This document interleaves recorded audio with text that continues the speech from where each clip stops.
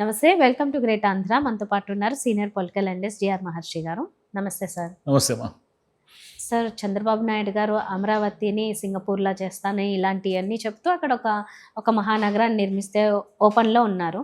ఇంకొక పక్క ఏదో ఆవకాయి అమరావతి 5,00,00,000 ఖర్చు పెడితే దీనికి సంబంధించి అని ఏదో ఒక కార్యక్రమం చేస్తున్నారు. దాని గురించి కొంచెం డీటెయిల్‌గా చెప్పండి. అది ఏదో ఒక ఈవెంట్. 5,00,00,000 అనేది పెద్ద డబ్బు కాదు కానీ, ఒకవైపు మీరు ఆర్థిక సంక్షోభంలో ఉన్నారు, డబ్బులు లేవంటున్నారు, అప్పులకు పోతున్నారు, ఇవన్నీ చేస్తున్నారు కదా. అదే ఒకవేళ జగన్ గారి హయాంలో చేసింటే నేను అందరూ పేజీలకు పేజీలు రాసి ఉండేవాళ్ళు. మింగ మెతుకు లేదు, మీసాలకు సంపంగి నూనె అని రాసి ఉండేవాళ్ళు. ఇప్పుడు ఏమిటంటే ఆవకాయ అమరావతి అనే ప్రోగ్రాం మీద ఫిలిము, కల్చరు ఏది ఏదో ప్రోత్సహిస్తారంట. అంటే సంస్కృతి, సినిమాలు, కళలు ఇవన్నీ ప్రోత్సహిస్తారంట. ఇది ఏదో ప్రైవేటు వాళ్ళతో కూర్చుకున్న ఒప్పందం ప్రకారం ప్రభుత్వ డబ్బును సమర్పించడమే. సింపుల్గా చెప్పాలంటే అంతే. ఎందుకంటే ఈ ఐఏఎస్ అధికారులు ఇట్లా వాళ్ళు కొంతమంది ఉంటారు. వీళ్ళకి బుర్రలు రకరకాల ఐడియాలు వస్తుంటాయి. ఈ ఐడియాలు వచ్చినప్పుడు అవన్నీ చంద్రబాబు నాయుడు గారికి చెప్తే ఈయన అవేవో అద్భుతాలు అనుకొని, మనకు మీడియా ఎలాగూ ఉంది కదా, మీడియా బ్రహ్మాండంగా చంద్రబాబు గారి హయాంలో ఆవకాయ అనేది ప్రపంచవ్యాప్తంగా ప్రసిద్ధి చెందింది. ఇప్పుడు ఎక్కడ మనం ఐస్లాండ్లో కూడా ఆవకాయ దొరుకుతూ ఉందంటే కేవలం చంద్రబాబు నాయుడు గారి వల్లే దొరుకుతూ ఉంది అని లేదు చెప్తారు. ఆవకాయ అనేది మన కల్చర్లో ఒక భాగం. అది మన చిన్నప్పటి నుంచి చూసి దాన్ని వీళ్ళు ఏం ప్రమోట్ చేయక్కర్లేదు. దాని పేరు ఏదో ఆవకాయని పెట్టుకున్నారు. కానీ ప్రాబ్లం ఏమిటంటే ఈయనకి చంద్రబాబు నాయుడు గారు అతి ఉత్సాహం, జగన్ గారు ఏమో అసలు మనుషులకే కనబడేవాళ్ళు కాదు. ఆయన కనబడేవాళ్ళు కాదు, ఆయన తరఫున మాట్లాడేవాళ్ళు బూతులు అవి మాట్లాడి ఆయనకు రావాల్సిన చెడ్డ పేరు తెచ్చారు. జగన్ గారి హయాంలో ఆర్థిక విధ్వంసం అన్నారు. ఆర్బీఐ రిపోర్ట్ల ప్రకారం సౌత్ ఇండియాలో ఆయన పేరు చెప్తేనే అన్ని పారిపోయినాయి అన్నారు కదా పరిశ్రమలు. సౌత్ ఇండియాలో ఆంధ్రప్రదేశ్ నంబర్ 1 స్థానంలో ఉంది మ్యానుఫ్యాక్చరింగ్లో కానీ, ఇండస్ట్రియల్ గ్రోత్లో కానీ అని ఈ మధ్యనే ఏదో ఒక నివేదిక వచ్చింది. అవి మనం రాసిన నివేదికలు, మనం మీడియా వాళ్ళు రాసిన నివేదికలు కాదు.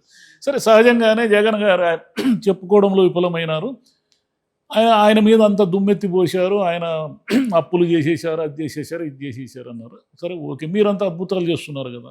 మీరు అద్భుతాలు చేయాల్సింది పోయి అమరావతి గట్టి దాన్ని చూపించాల్సింది పోయి ఇప్పుడు ఆవకాయ అమరావతి అని ఎందుకు ఈ ప్రోగ్రాం పెడుతున్నారు? సరే, పెట్టారు, ఏదో 5,00,00,000 అనేది పోతే పోయింది, అది చిన్న అమౌంటే.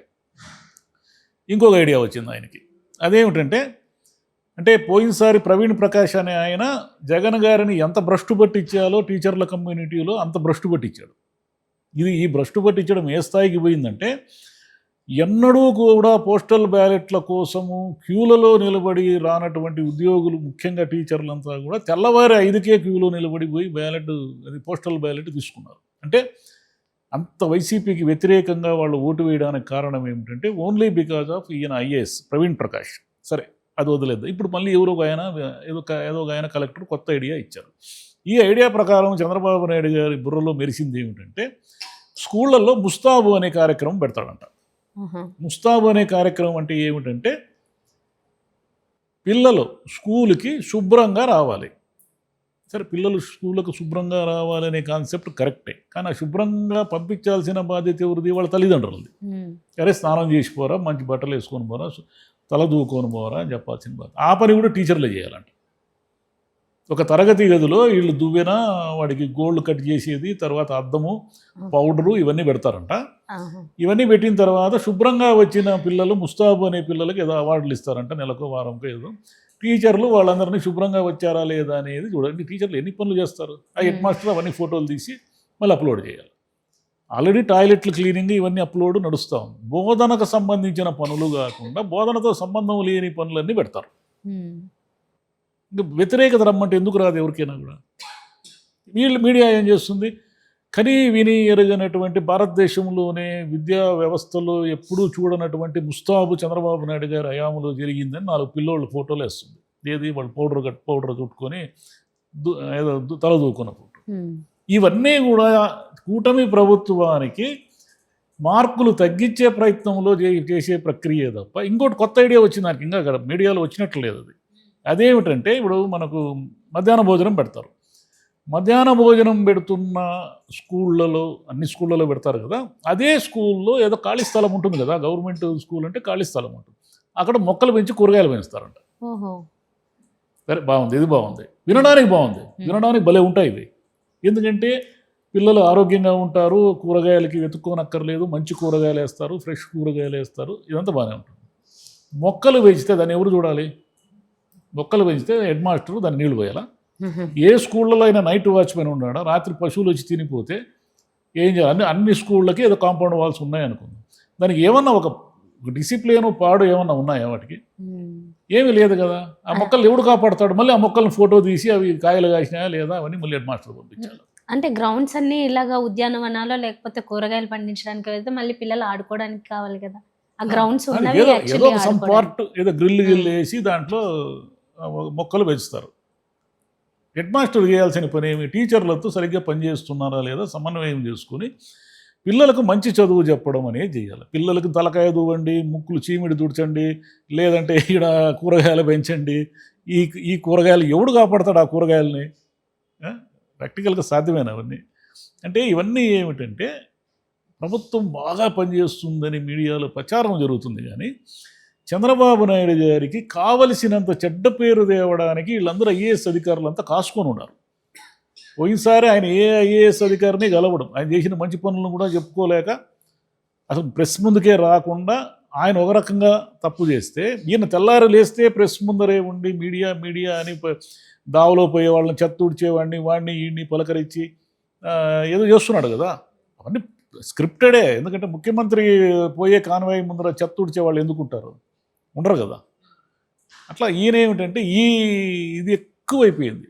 అమరావతికి కట్టండి బాబు అంటే అదిగో అప్పుడు లాస్ట్ టర్మ్లో కడతామన్నాడు, అప్పుడు గట్లే సింగపూర్ చేస్తామన్నాడు, అప్పుడు చేయలే. ఇప్పుడు 18 నెలలు అయింది, ఇప్పుడు కడుతున్నాం, ఆ టవర్లు వేస్తున్నాం, ఈ టవర్లు వేస్తున్నాం అంటున్నారు. అమరావతిలో కుప్ప తెప్పలుగా భూములు అడిగిన వాళ్ళందరికీ లీజులకి ఇచ్చేస్తున్నారు, రకరకాల ఏదో నామినల్ రేట్లు, ఆ రేట్లు, ఈ రేట్లు. మళ్ళీ ఇవన్నీ ఎప్పటికీ వర్కౌట్ అవుతాయి? 1,00,000 కోట్లు మీరు పెట్టుబడి రైతులు మళ్ళీ ఇవన్నీ కలెక్ట్ చేస్తున్నారు, ఇవన్నీ ఎప్పుడు వస్తాయని జనం అడుగుతారు కదా. జనం అడిగేది మీ ముస్తాబా, మీ ఆవకాయ ఇవి కాదు. జనానికి అడిగే ప్రశ్నలు వేరే ఉన్నాయి. ఇప్పుడు మీకు 1వ తేదీ జీతం రాకుండా టీచర్లను మొక్కలు పెంచండి, వాడికి అద్దం ఇవ్వండి అంటే మీరు ఫస్ట్ జీతాలు ఇవ్వండి. ఎక్కడ ఇస్తున్నారు జీతాలు? అప్పుడే మారుతా ఉంది. పోయినసారి ఆయన అన్నారు కదా, జగన్ గారిని జీతాలు కూడా ఇవ్వలేని ఆయనేం ప్రభుత్వం అన్నారు. మీరు ఇచ్చారా? పోయిన నెలలో జనవరి నెలలో కూడా డౌట్ అంటున్నారు. మరి నిజమేనా అది? దానికి కదా సమాధానాలు చెప్పాలి. కాబట్టి తప్పులు వరుస పెట్టి చేస్తున్నారు. జగన్ గారి ప్రభుత్వంలో ఎలాగైతే చిన్న తప్పును కూడా మ్యాగ్నిఫై చేసి భూతద్దంలో చూపించి వీళ్ళు లబ్ధి పొందారు. మళ్ళీ ఇప్పుడు కదా ఎకనామిస్టులంతా మాట్లాడాలా? ఎకనామిస్టులంతా ఇప్పుడు కదా ఇంటర్వ్యూలు ఇవ్వాలి. ఏమయ్యా నీకు మెడికల్ కాలేజీ పూర్తి చేయడానికి కూడా డబ్బులు లేకపోతే మరి నువ్వు సంపద సృష్టిస్తానని ఆ రోజు అన్నావు కదా అని వాళ్ళు అడగాలి కదా. ఈరోజు ఆ రోజు ఆయన ఏదో శ్రీలంక చేశాడు, వెనిజులా చేశాడు అని వెంటపడినారు కదా. తెల్లారి లేచినప్పటి నుంచి మీడియాలో వెంటపడినారు కదా. మరి ఈ రోజు వాళ్ళంతా ఎక్కడ పోయినారు అడగాలి కదా. అంటే చంద్రబాబు నాయుడు గారు ఎన్ని చేసినా, ఏం అప్పులు చేసినా ఆయన విజనరీ కాబట్టి చెల్లుబాటు అయిపోతుందా? లేకపోతే వాళ్ళకి మీడియా గట్టిగా ఉంది కాబట్టి అందులో మీడియా వల్ల ఇక నడవదమ్మా, అయిపోయింది, ఆ కాలం అయిపోయింది. ఈసారి 29 ఎన్నికల్లో ఎవరు ఏమి చెప్పినా అన్ని జడ్జిమెంట్ చూసుకుంటారు జనం. ఈ మీడియా ప్రచారం అని జగన్ మీద ఏం ఆరోపణలు చేస్తారు వీళ్ళు? చేయాల్సినవన్నీ చేశారు, జైలుకు పంపించారు, అదన్నారు, అవినీతి అన్నారు, ఇదన్నారు, విధ్వంసకుడు అన్నారు, అప్పులు చేసేసాడన్నారు, అసలు ఆయన హయాంలో రౌడీజం పెరిగిపోయిందన్నారు, గాంజాయి పెరిగిపోయింది. నీ ఎమ్మెల్యే ఎంపీలే కొట్టుకుంటున్నారు, నువ్వు గాంజాయి అమ్ముతున్నావు, నువ్వు డ్రగ్స్ అమ్ముతున్నావు అని. ఏమైంది మరి? మీరు ఏమైనా సెటిల్మెంట్ చేశారు? అది చేయలేదు కదా.